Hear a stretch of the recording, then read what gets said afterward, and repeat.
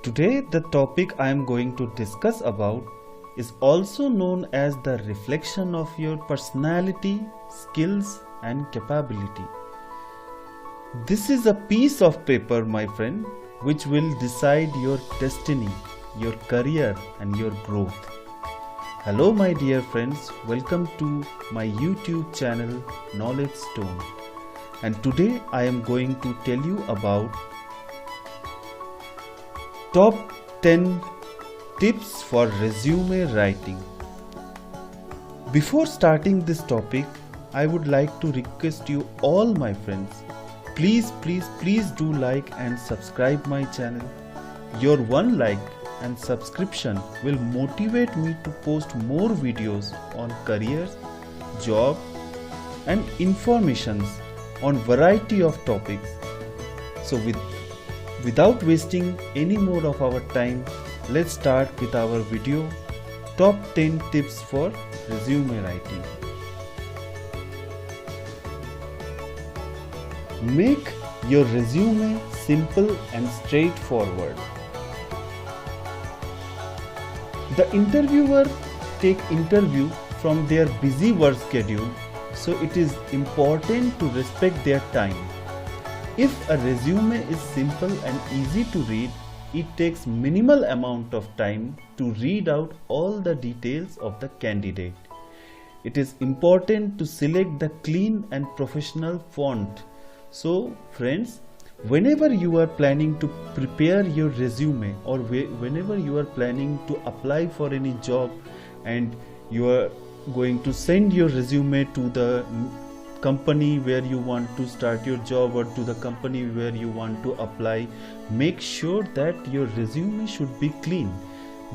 All the information about yourself, your education and your extracurricular activities, your skills will be clean and understandable. So our next topic is strictly avoid spelling mistakes. If the recruiter finds spelling error, it makes an impression that you did not give any importance to your resume. You have prepared it only for the sake of the job or just wanted to apply. So you didn't work on your resume, you didn't review it, and you have only applied or shared your resume for the sake of the job, or just you wanted to apply there, that is why. So it is not a good practice. The first round of interview you may be rejected.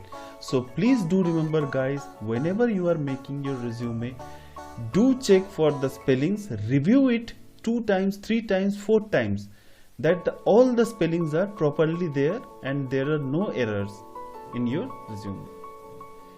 We will go to our next topic, dedicated sections.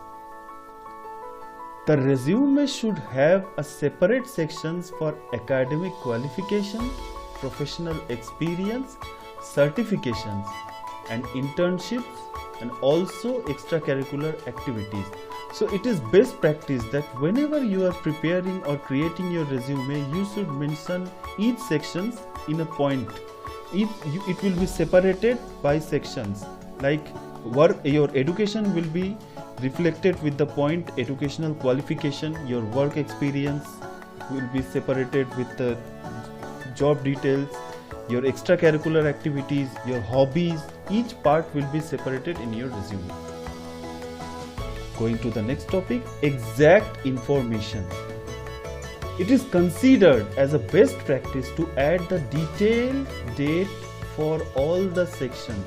For example, if you have completed Masters of Science, please mention in your resume as below, where you can see in this video that I have given an example for the freshers who are applying for a job and who is planning to prepare his or her resume.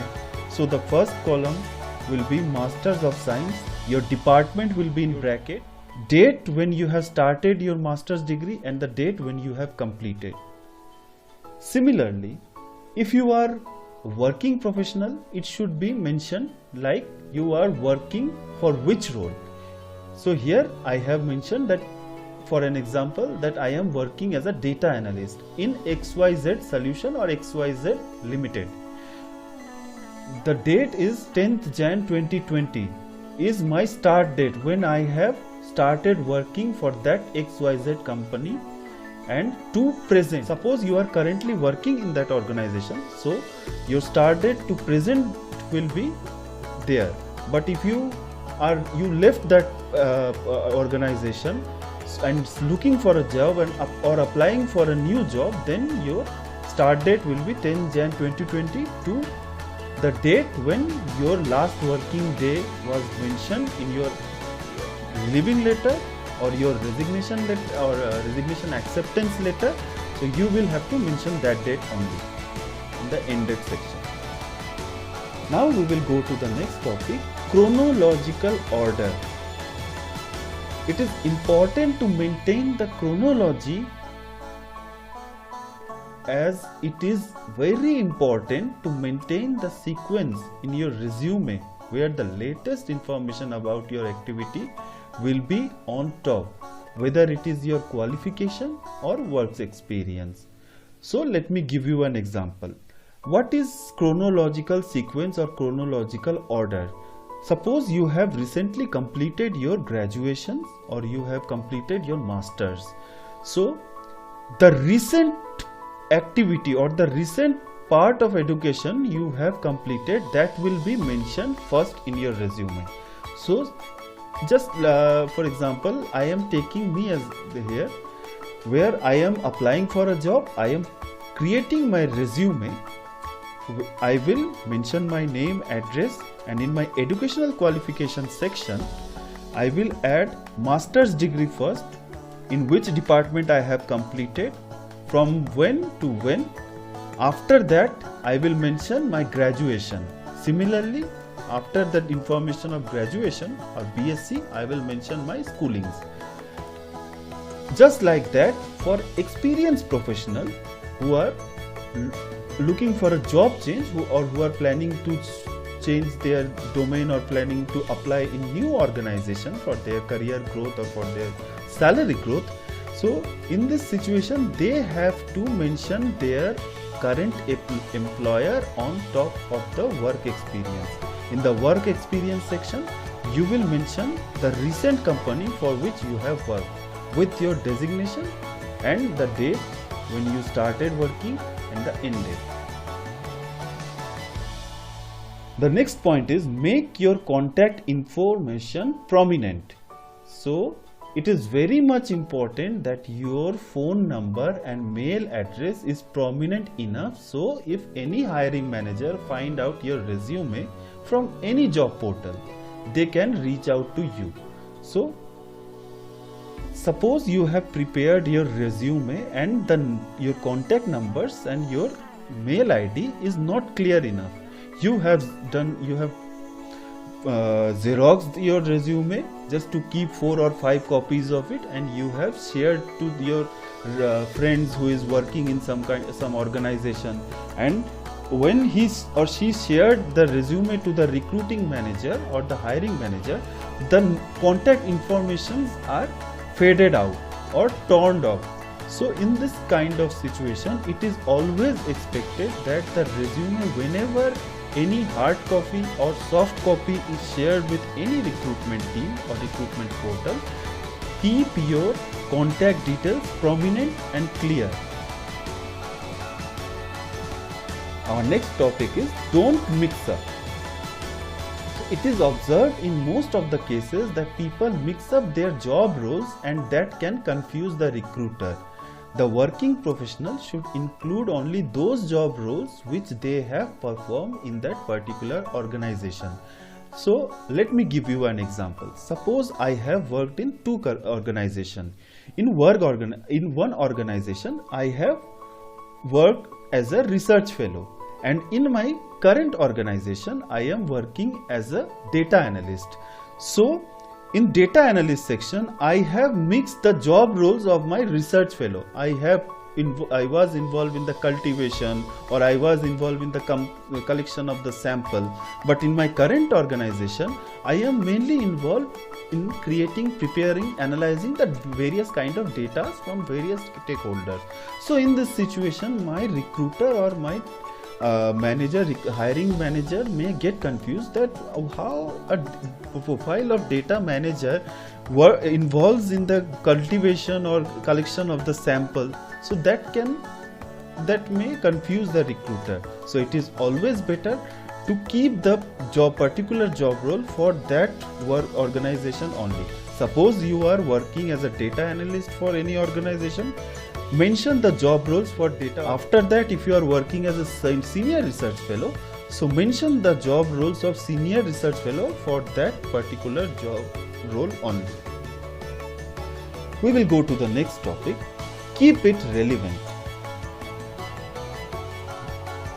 For freshers, if you have completed any course, you should include the information of that only. For example, if you are certified as a medical coder, but you have added skill as SAS, it won't work. And also for experience, do provide the information in your resume which is relevant to your job profile. First come to the point of freshers. Suppose as a freshers you are applying for any company which is looking for SAS working professional, statistical analytics system. So in this profile they prefer, or they are looking for the freshers who are SAS certified or who has completed the course in SAS. But you have completed the course as a freshers, you have completed the course in medical coding, or you are certified in medical coding, but you have applied in the SAS. So in this case you will be directly rejected because it is not relevant with your certification, or it is not relevant with the job profile.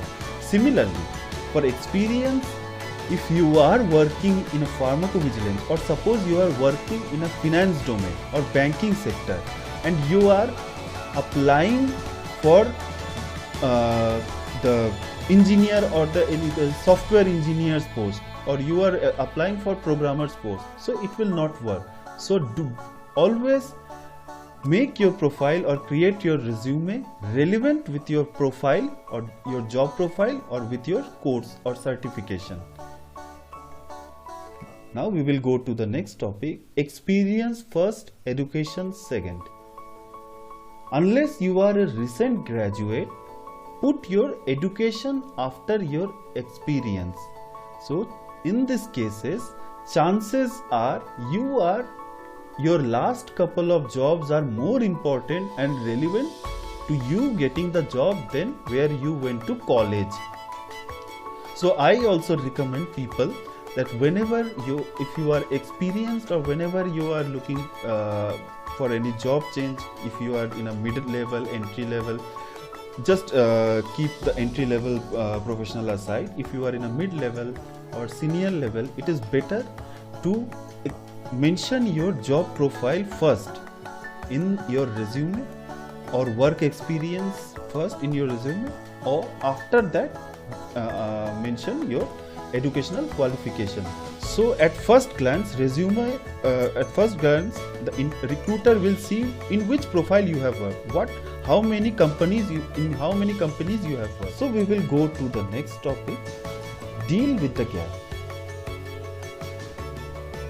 If you have gaps of a few months in your work history, don't list the usual start and end date for each position.